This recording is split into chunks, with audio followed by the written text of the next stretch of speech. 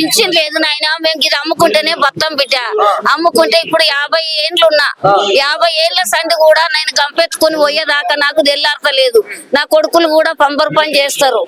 మా ఆయన 4 సార్లు ఆటో డక్క వచ్చింది. గుంజపోటు వచ్చి కామిన్ దవాఖానలో 4 సార్లు జైలు చేసినాము. మాకు పింఛన్ లేదు.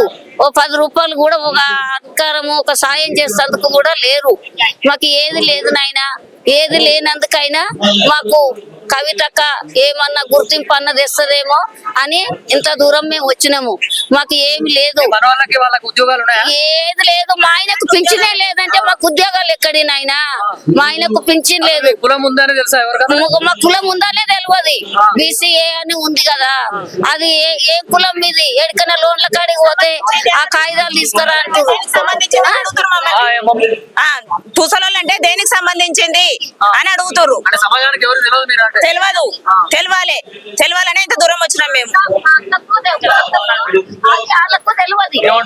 మా అత్తకు కూడా తెలియదు. మా అత్త మా మామ ఉన్నప్పుడు కూడా అప్పుడు కూడా తెలియలేదు ప్రభుత్వానికి. ఇప్పుడు మా ఏజ్ వచ్చినప్పుడు కూడా మాకు కూడా తెలియదు. మా సంఘం అంటే కూడా మాది కులం ఏంది, ఏ కులం అని కూడా ప్రభుత్వానికి తెలియదు.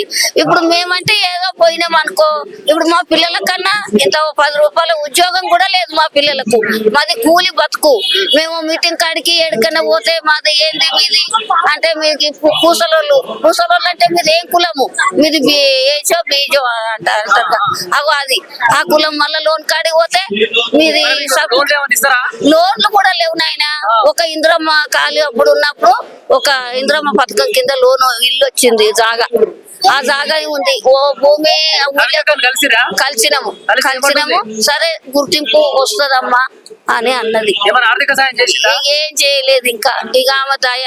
కేసీఆర్ ఉన్నప్పుడు 10 ఏళ్ళు ఆయన చేసిండు, ఆయన ఏం చెయ్యలే. ఇక ఇప్పుడు ఈయన వచ్చిండు. ఇక ఈయన కూడా మాట ఇచ్చింది అన్నది. ఇక ఇప్పుడు మళ్ళా ఈయన కూడా వచ్చిండు. ఈయన కూడా 2000 పింఛన్ చేస్తా అన్నాడు. అది లేదు. మా ఆయన 55 ఏళ్ళు ఏది లేదు బిడ్డ, ఏది లేదు. ఇది